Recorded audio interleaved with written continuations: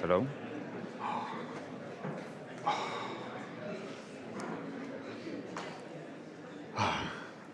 Hello, everybody. Hello. It's so nice being on this side of the stage, Feel very honored to be up here. So, we did the same talk in Sierra Leone, and we kind of felt that it would apply to everyone here as well. So we're talking about how God's plans are better than our plans for ourselves. So there are 4 objectives that we have. The first one is that we want you guys to understand that God has a great purpose that includes your life. So your life is part of his plan. The second one is even when my plans fall apart, God can still use me. The third one is in order to trust him and his purpose, I need a fresh sight of who he is. And the fourth and last one is I offer up my plans by asking, what pleases you, Lord, and following that. Okay, so I'm pretty sure all of us have dreams and plans that we once had. So my dream, I wanted to be a footballer when I was younger. I used to tell my parents that I'll be better than Ronaldo. I'll win them the World Cup. But in reality, I didn't even make it to the school team, so... So, what were your dreams? Speak to the person next to you.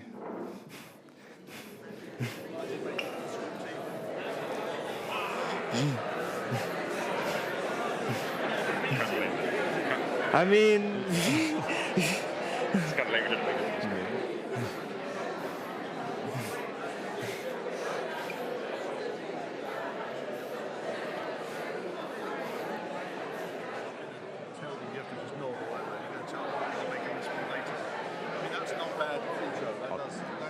I forgot.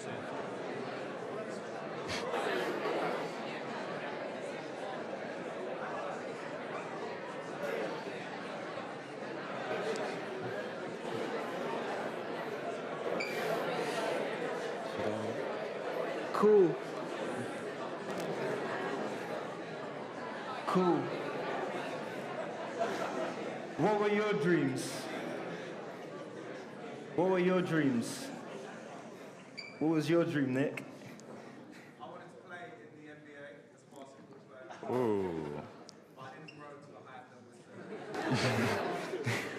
was Anyone else? Yep.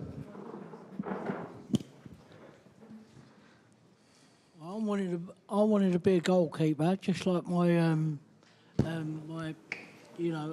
used to like Gordon Banks. I wanted to be a goalkeeper, but the only thing was, as time went by, I didn't get the height. Okay.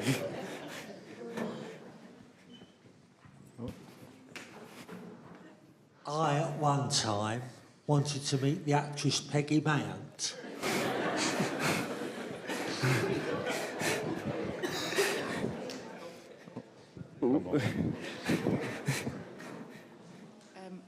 I wanted to be an air hostess because I wanted to travel the world. So. Okay.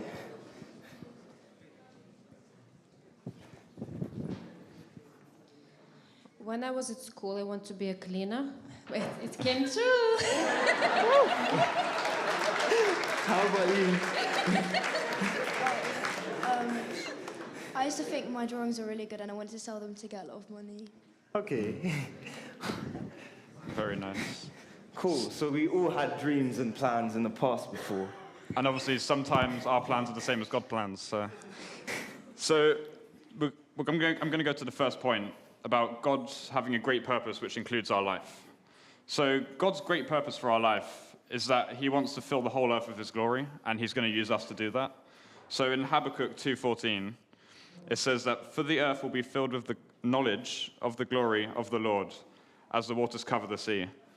So that's talking about how he wants to fill the whole earth with his glory, like the waters cover the ocean and cover the earth. So it basically says that the lonely will be set in family, orphans will be cared for, and all people will know their maker. Like, everyone knows that God made them, and they really understand that in their hearts. And it also says that there will be no more sickness. So how does your plan compare with his? For me, my plan's selfish. It's like, I want to be rich, and I'm going to work towards that. But God has a lot more for me, and I really hope that you guys will be able to notice that by the end of the session. So his plan focuses on bringing heaven to earth, and mine just focuses on my selfish ambitions and all the things that I want. So I'm going to read a few verses that give examples. Philippians 2:13, for it is God who works in you to will and to act in order to fulfill his good purpose. So fulfilling his good purpose. And Matthew 5:16, in the same way, let your light shine before others, that they may see your good deeds and glorify your Father in heaven. See your good deeds and glorify your Father in heaven. And Ephesians 2:10, for we are God's handiwork, created in Christ to do good works, which God prepared in advance for us to do. He wants to send you to your family and your neighbors and your workplace to act this way. So the second point is, even when my plans fall apart, God can still use me. So in Acts 2:27-28, Paul was expecting to go to Rome, and he got shipwrecked, and he ended up being in a different island where there was loads of sick people, and God used him to heal everyone, which was amazing. And I've got my own story as well. So I really wanted to go to uni last year to study computer science.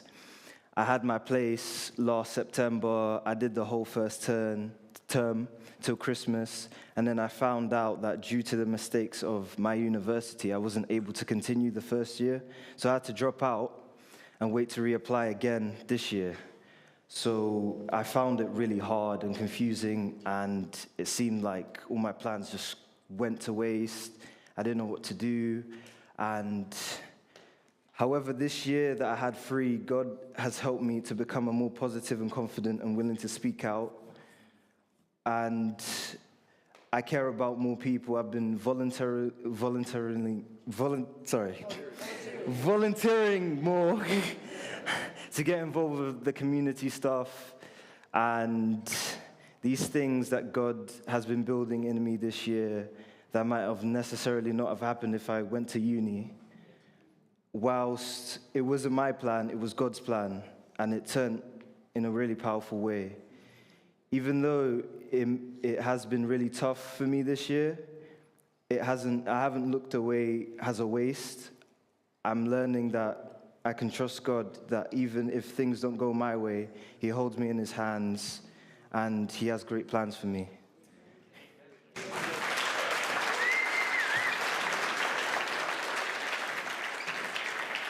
And now, Martin also has a story that he's going to share.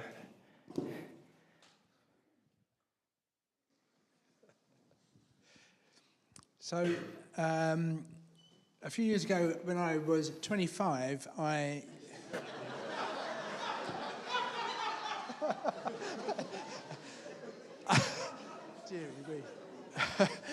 when I was 25,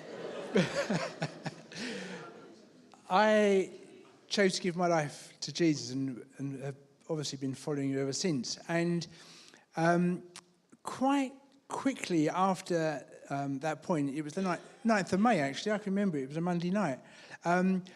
Within probably a month, 6 weeks, I had this real strong feeling, sense, maybe it was God, that he wanted me to go and serve him in a different country.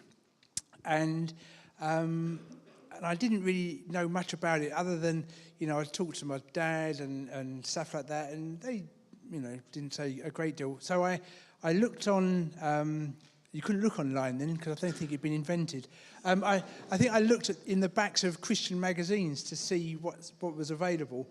And I saw something called a lemur team. Lemur as in Peru, as opposed to the animal in Madagascar.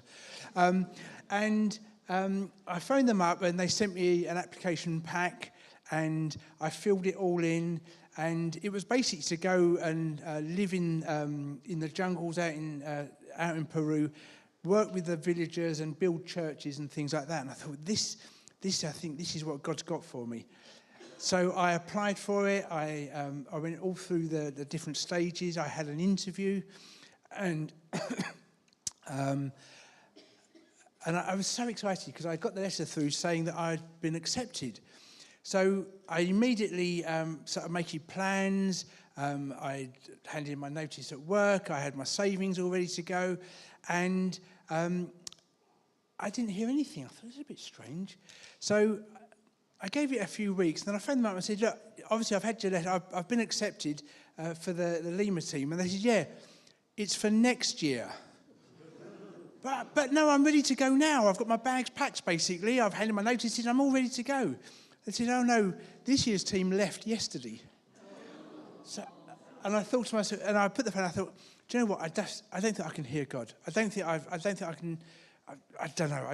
And I was really quite, I was very frustrated, but quite depressed, I think. A few weeks later, I'm sitting in church, and one of the full-time leaders, we had full-time leaders at the time, he was in the middle of speaking, and he stopped and he said, do you know, I get a sense that there's somebody here that's ready to come with me on a team to Mozambique. And we're going in the next few weeks, and I'm sure there's somebody here. I'm here, I'm waving at him. He's like, yeah, it's me. And as most of you know, I then went and served in Mozambique for a few years, as it turned out, and then went back with Debbie. But what struck me was the fact that although I got the wrong continent, easy mistake, God was still actually to put me in the right place. I think partly because my heart was right, and I was just ready to go. So God just then used me out in Mozambique.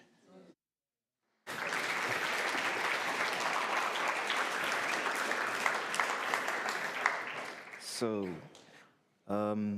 I've got another example. You might complain about living or having a flat tire, but perhaps a granny has been praying for her mechanic grandson to meet someone who can tell him about Jesus, like Paul. Perhaps you have been shipwrecked for his purpose.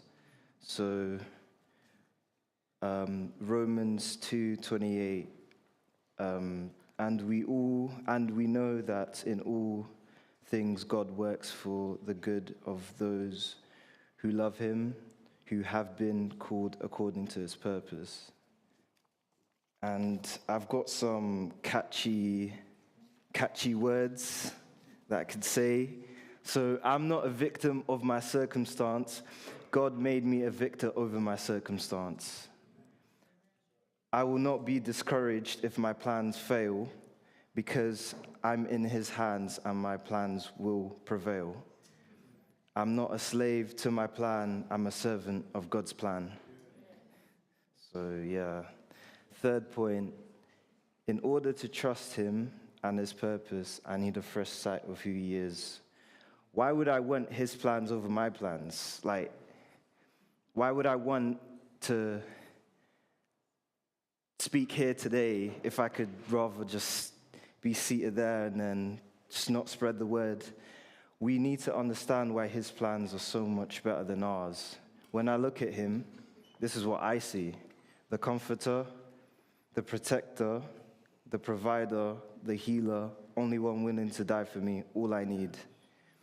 When you see who he truly is, it's easier to trust him over your own plans. So our fourth and last point is we want to say that we offer up our life to God, and by asking what pleases you, Lord, and obeying that. So the idea is, like, we want to tell Jesus, it's not my will, but your will be done. Your love and your heart is greater than mine. Your plans are better than mine. And I would rather serve me and serve your plans rather than my own selfish ones. So when I have a choice, I ask, instead of following my own plan, what pleases you, God? And I do that. So I'm going to do an analogy, kind of similar to the one I showed before. And it's about this guy. Okay, he's God. Okay? So when I follow God's plans, I give up things to him, okay? So I give up my comforts. So one thing might be if I give myself comfort when worshiping. So instead of just standing there all timid, I express myself.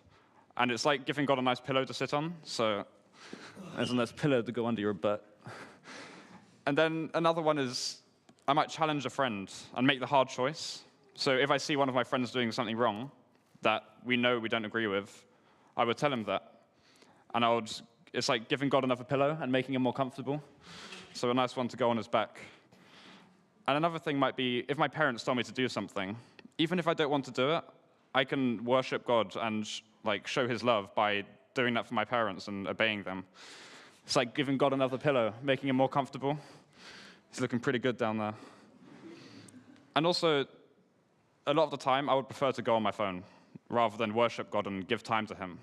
So it's important. It's about giving up time to him, and that makes him more comfortable. And it's like giving God the final pillow and making him all nice and comfortable. Yeah. You comfortable down there? Yeah. But when I don't do those things, it's like I'm taking off these comforts from God. I'm just kind of yanking out the pillows from him, kind of kicking away all the comforts that I could be giving him, and just pushing him around a bit. Like, you're not really honoring God when you don't follow his plan for you, and you don't really appreciate what he's given for you. So the answer might be harder sometimes. It might be telling the truth at the risk of a friendship. So the way they speak to someone, we might not agree with as Christians, and I'll tell them that's not right. Or choosing to go to Fusion when I'd rather stay at home and play on my Xbox. I feel like a lot of us can relate to that. Or following God rather than following the crowd and what social media tells me to do. So when we do these things, we want to remember to ask God, what pleases you? And if it pleases God, then it's better than what we could do for ourselves.